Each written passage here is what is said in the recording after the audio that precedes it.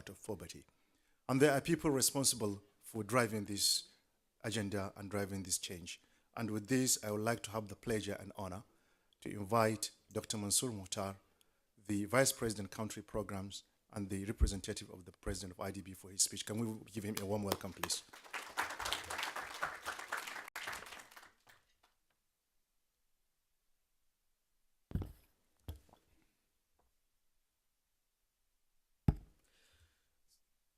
Assalamu alaikum wa rahmatullahi wa barakatuhu. Excellencies, distinguished guests, ladies and gentlemen, I would like to welcome you all to this high-level conference on global value chains. But let me first thank the organizers really for this captivating and thought-provoking video. And basically, although which I enjoyed watching, but I have to admit that it also made me worried that you'll find my speech boring after coming on the heel of this video. So I hope you can stay awake long enough, especially after the lunch. Anyway, and as I said, I would like to welcome you all to this high-level conference on global value chains. And this conference is extremely topical and timely. It gives us an opportunity to discuss a core element of our new development strategy, the global value chains, which we have adopted to assist our member countries in achieving the sustainable development goals. Ladies and gentlemen, the world we are living today is rapidly changing. The next 12 years left in the era of SDGs is mired with several challenges. We have high and rising youth population which needs quality jobs. We have to cope with climate and social shocks which are resulting in worsening of inequality and rapid deterioration of the environment. And we have to address the issue of rapid urbanization, which is putting increased pressure on the limited resources and challenging the governance system. At the same time, the advanced countries are experiencing a fourth industrial revolution, which will certainly disrupt the production processes and technologies as we know them today.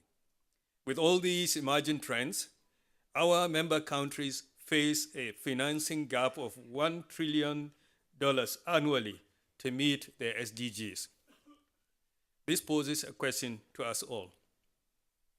Are our member countries and development finance institutions ready to address these challenges to hail success in 2030?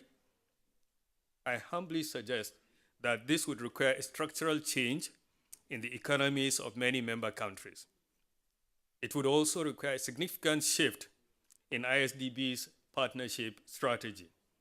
Despite being blessed with all the resources to prosper, it's disheartening that most of our member countries are still engaged in export of raw materials and remain heavily dependent on imports of manufactured goods and services. The industrialization process in our member countries has been very slow and protracted. The economic structure has led to production of low-value added products. It has also led to rising current account deficits. And it has resulted in a lack of creation of quality and sufficient jobs in our member countries. The extent of this issue is reflected in the fact that our MCs collectively have trade deficits in 22 out of the 25 key manufacturing industries. This situation cannot be sustained if we wish to see the future we desire in 2030. And it's this realization that has led us to realign our strategy to support our member countries and to enhance their competitiveness in industries where they possess a comparative advantage. The strategy allows us to address several of the challenges that we face in our journey to achieve the SDGs. Industries are engines of growth. They create quality jobs. They provide a platform for private sector resource mobilization and engagement. They are the key to driving green growth and integrating STI while doing it. and they allow countries to integrate into global economies and become key players in the global system. Given the globalization of production, the progress that has been realized, it's clear that successful industrialization in today's era implies integrating into value chains. Countries with the fastest growing global value chains participation have a GDP per capita growth rates 2% higher than the average.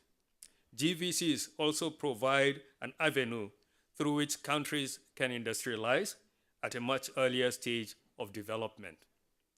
It is for this reason that GVCs are at the heart of our new country engagement strategies. I'm happy to note and report that our Board of Executive Directors approved the ISDB's global value chain approach and methodology in July of last year. It is an original effort that was authored completely by internal staff members of the Islamic Development Bank. I'm proud that ISDB is using its own new approach that is unique to its member countries in rolling out our new strategy. Our unique methodology provides guidance on the key industries and products we should target in making the transformation towards improving industrial competitiveness of our member countries. It also provides insights to one of the main issues that most industrial development approaches fail to integrate. This is the power relations of firms within the global value chains. Thus, it ensures that our interventions yield sustainable results and allow effective integration of countries into global value chains. I'm also happy to announce that this new approach is now being used as a core tool in the member country partnership strategy. This year, we've already applied GVC-based approach to designing our new MCPS in 4 member countries. We have also received overwhelming requests from our other member countries to use the same approach in future engagement with them. I hope that would lead to significant improvements in the effectiveness and impact of our interventions and open up new avenues of partnership, resource mobilization, and STI deployment for transforming our member countries' economies. I do look forward to an interesting discussion by the panel today on how we can make our approach more effective and to make it work better for the benefit of our member countries. In closing, I would like to take this opportunity to officially launch our new GVC approach and related book, which has been circulated, authored and produced by our very own staff, Dr. Mohammed Faiz Shaul Hamid, Khalid Khan, Ahmed Enes Dermirhan, and Dr. Ahmed Al-Qaderi. The book, titled Making Markets Work for Development Through Global Value Chains, Methodology and Tools to Identify the Highest Potential Value Chains, is an effort of the bank to disseminate new knowledge on how countries could identify products and industries that may transform their economies through global value chains. I congratulate the authors of this book within the bank, which I believe will be beneficial to all ISDB member countries. In closing, and I want to request for a special privilege to have a photo session with them after this exercise, after the speech. So in closing, I wish the panel best of luck in deliberations, and I hope that this conference is a start to many more ISDB-led initiatives on transforming the economies of our member countries using innovative market-driven approaches. Thank you very much.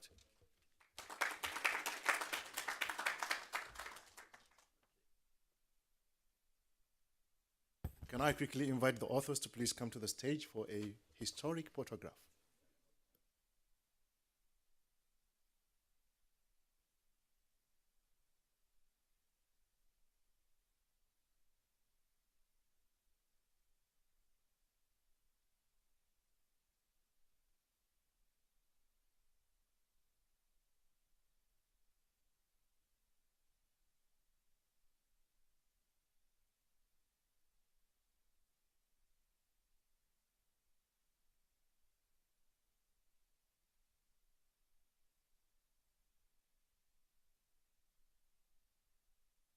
And can I utilize this opportunity as the photograph is taken to give a warm applause to our young authors?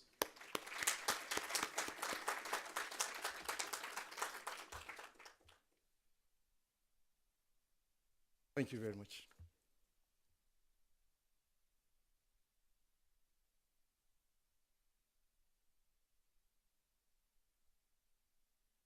When people focus on producing knowledge, you know that the future is looking bright. And I do hope it's going to be for IDB. Congratulations once more. Now, I would like to move into the next stage, which is to prepare for a panel discussion.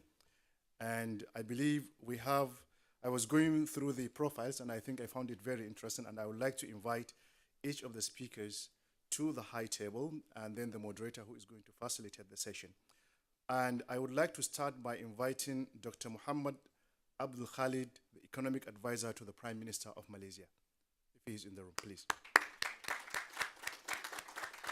Muhammad Abdul Khalid is currently serving as an economic advisor. He has served as a consultant for the World Bank, the United Nations, the UNDP, and many other roles that he has played, and we look forward to a very engaging and interesting discussion.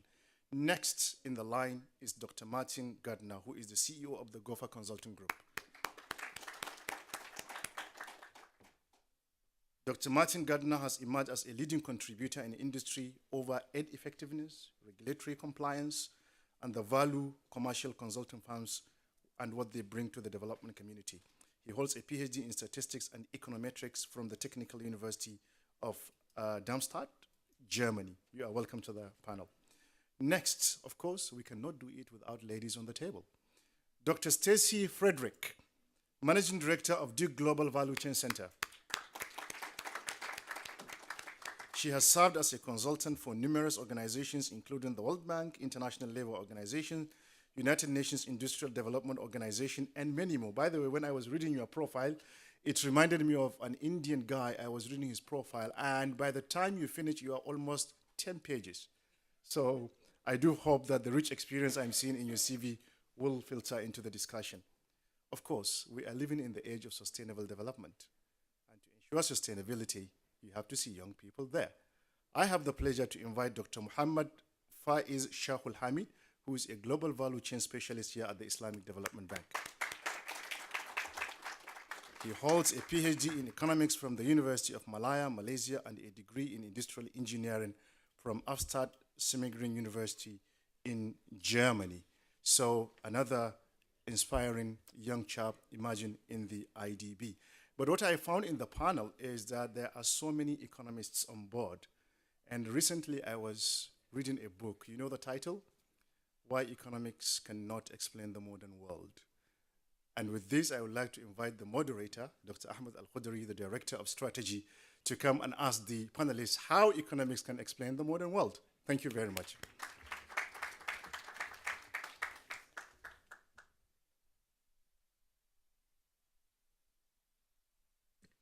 Thank you very much for this great introduction. I'm really happy to see this diverse experience on the panel with us. I'd like to first start with a reminder of like the story that drove IDB to get into this transformation.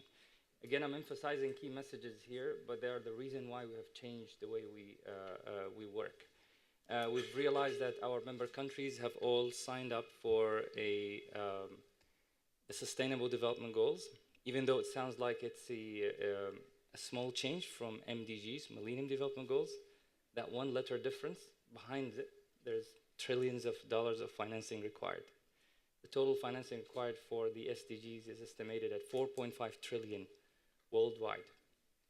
The world knows where 1.5 trillion of that is going to come from, but doesn't know where the remaining 3 trillion is going to come from. And with the way we do business as multilaterals, IDB being one of them, we all combined do annually amount of financing equal to 0.1 trillion, 145 billion annually. So that's a very, very small amount. It shows that in order for us to tackle these challenges, we really have to do something about our business model or the way we do business. We still have the same mandate, we're still going in the same direction, but clearly we have to change the way we operate. And so we found that the only way to get this financing gap closed is to go to the markets, and to go where markets are going to be the source of our financing as well. Markets are estimated at 218 trillion with the lowest estimates. If we manage to convince 1% of those global markets to invest in these core sectors of the SDGs, we'll be able to close the financing gap. That will give us the 3 trillion that we're looking for. The question, though, is how are we going to convince the global markets to invest in the SDGs? And the answer is they need different kinds of projects. They don't need the same kinds of projects that ISDB used to do or all multilaterals used to do. They need projects that are achieve a good balance of risk and return.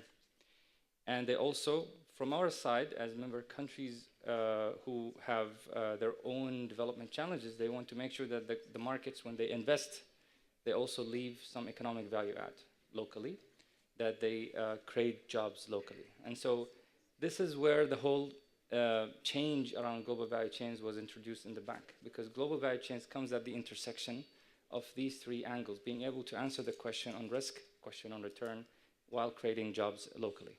So I'd like to start with the